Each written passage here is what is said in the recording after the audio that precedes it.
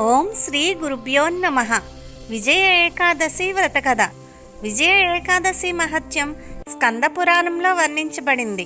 మాఘమాసం కృష్ణపక్షంలో వచ్చే ఏకాదశి గురించి తనకు వివరించమని ధర్మరాజు ఒకసారి శ్రీకృష్ణుని అడిగాడు. దానికి ప్రత్యుత్తరంగా శ్రీకృష్ణుడు అతనితో, ధర్మరాజా, విజయ ఏకాదశి అని తెలియబడే ఈ ఏకాదశిని గురించి నీకు ఆనందంగా వివరిస్తాను. ఈ ఏకాదశి వ్రతాన్ని పాటించడం ద్వారా అన్ని పాపాలు ఒకేసారి నశించిపోతాయి అని చెప్పి తన వివరణను ఇంకా ఇలా కొనసాగించాడు. ఒకసారి నారదుడు బ్రహ్మదేవుని సమీపించి, ఓ దేవతా శ్రేష్ఠుడా, మాఘమాసం కృష్ణపక్షంలో వచ్చే విజయ ఏకాదశిని పాటించేవాడు సాధించే ఫలాన్ని నాకు వివరించవలసింది అని వినమ్రంగా అడిగాడు. అది వినిన బ్రహ్మదేవుడు నారదునితో, పుత్ర, ఈ పురాతన వృత్తాంతం అత్యంత పవిత్రమైనది, సకల పాపాలను నశింపచేసేది. పేరుకు తగినట్లుగా ఇది నిజానికి గొప్ప ఫలితాలను ఇస్తుంది. ఈ విజయ ఏకాదశి మనిషికి నిస్సందేహంగా విజయాన్ని చేకూరుస్తుంది.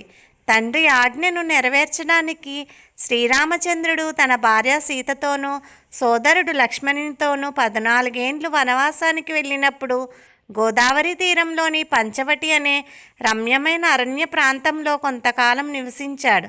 వారు ఆ వనంలో ఉన్నప్పుడే దానవరాజుకు రావణుడు సీతాదేవిని అపహరించాడు. సీతా వియోగంతో శ్రీరాముడు దుఃఖ సముద్రంలో మునిగిపోయాడు. సీతాన్వేషణలో శ్రీరాముడు అడవిలో తిరుగుతూ మరణింపనున్న పక్షిరాజు జటాయువును కలిశాడు. సీతను గురించి సమస్తం శ్రీరామునికి తెలియజేసిన జటాయువు ఈ జగత్తును వీడి వైకుంఠానికి వెళ్ళాడు. తర్వాత శ్రీరాముడు సుగ్రీవునితో స్నేహం చేశాడు. అప్పుడు రామచంద్రుని కార్యార్థమై పెద్ద వానరసేన ఏర్పాటు చేయబడింది. ఇంతలో కపిరాజగు హనుమంతుడు లంకలోని అశోకవనానికి వెళ్ళి సీతను చూసి రాముని అంగుళీకాన్ని ఆమెకు సమర్పించే మహత్కార్యాన్ని పూర్తి చేశాడు. తదనంతరం హనుమంతుడు రామచంద్రుని దగ్గరికి తిరిగి వచ్చి సమస్తాన్ని అతనికి వివరించాడు. హనుమంతుని మాటలను వినిన తర్వాత శ్రీరాముడు తన మిత్రుడు సుగ్రీవునితో సంప్రదించి లంకపై దండెత్తడానికి నిర్ణయించాడు. అప్పుడు శ్రీరాముడు పెద్ద వానరసేనతో సముద్ర తీరానికి అరుదెంచి లక్ష్మణుని ఉద్దేశించి, సౌమిత్రి, తిమింగిలాలు, మొసళ్ళు వంటి భయంకరమైన జలచరాలతో నిండినట్టి ఈ అగాధమైన సముద్రాన్ని మనం ఎలా దాటగలం అని అన్నాడు. రాముని మాటలకు ప్రత్యుత్తరంగా లక్ష్మణుడు, ఓ ఆదిపురుష, నీవు దేవదేవుడవు. ఈ ద్వీపంలోని బకదాల్చుడనే ముని ఉన్నాడు. ఆయన ఆశ్రమం ఇక్కడకు 4 మైళ్ళ దూరంలోనే ఉంది. ఓ రఘునందన, ఆ మునికి బ్రహ్మదర్శనం కలిగింది. ఈ సముద్రాన్ని దాటే ఉపాయాన్ని మనం ఆ మునినే అడుగుదామని అన్నాడు. లక్ష్మణునిచే ఈ విధంగా సలహా పొందిన శ్రీరాముడు బకదాల్చుని ఆశ్రమానికి వెళ్ళి ఆ మునికి వందనం చేశాడు. వచ్చిన వ్యక్తి శ్రీరామచంద్రుడని, రావణ సంహారం వంటి ప్రత్యేక కార్యార్థమే ఇప్పుడు అవతరించాడని సర్వజ్ఞుడైన ఆ ముని వెంటనే తెలుసుకున్నాడు. వెంటనే ఆ ముని శ్రీరాముడు వచ్చిన కార్యం గురించి ప్రశ్నించాడు. అప్పుడు శ్రీరాముడు ఆ మునితో, ఓ బ్రాహ్మణోత్తమ, దానవులతో పోరాడి లంకను జయించటానికి నేను వానరసేనతో ఈ సాగర తీరానికి మీ కృప కోసం వచ్చాను. ఓ మునివర్య, దయతో ఈ దుస్తరమైన సాగరాన్ని నేను సులభంగా దాటగలిగే ఉపాయాన్ని చెప్పండి అని అన్నాడు. దానికి ప్రత్యుత్తరంగా ముని శ్రీరామునితో, శ్రీరామ, యుద్ధాన్ని జయించి నీవు ఈ జగత్తులో అసాధారణ యశస్సును, సంపదను పొందగలిగే ఒక మహత్తర వ్రతాన్ని నీకు చెబుతాను. కానీ ఈ వ్రతాన్ని నీవు అనన్య చిత్తంతో పాటించాలి. రామచంద్ర, మాఘమాసం కృష్ణపక్షంలో వచ్చే ఏకాదశి విజయ ఏకాదశిగా ప్రసిద్ధి చెందింది. ఈ ఏకాదశి వ్రత పాలనచే నీవు నీ వానర సేనతో పాటు ఈ సముద్రాన్ని దాటగలవు.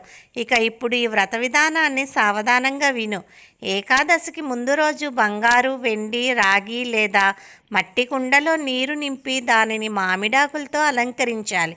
తర్వాత దానిని సప్తధాన్యాలతో అలంకరించిన వేదికపై ఉంచి దానిపై నారాయణుని స్వర్ణమూర్తిని నిలపాలి.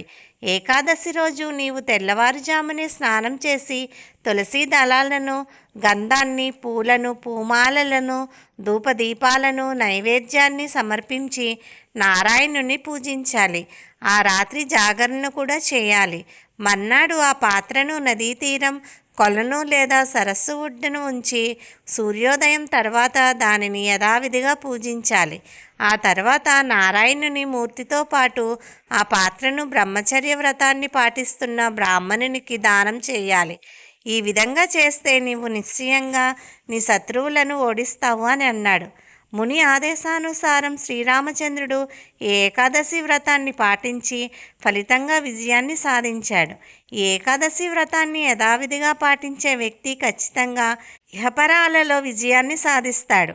ఈ ప్రకారంగా నారదునితో పలుకుతున్న బ్రహ్మదేవుడు అతనితో, పుత్ర, కనుక ప్రతి మానవుడు ఈ విజయ ఏకాదశి వ్రతాన్ని తప్పకుండా పాటించాలి.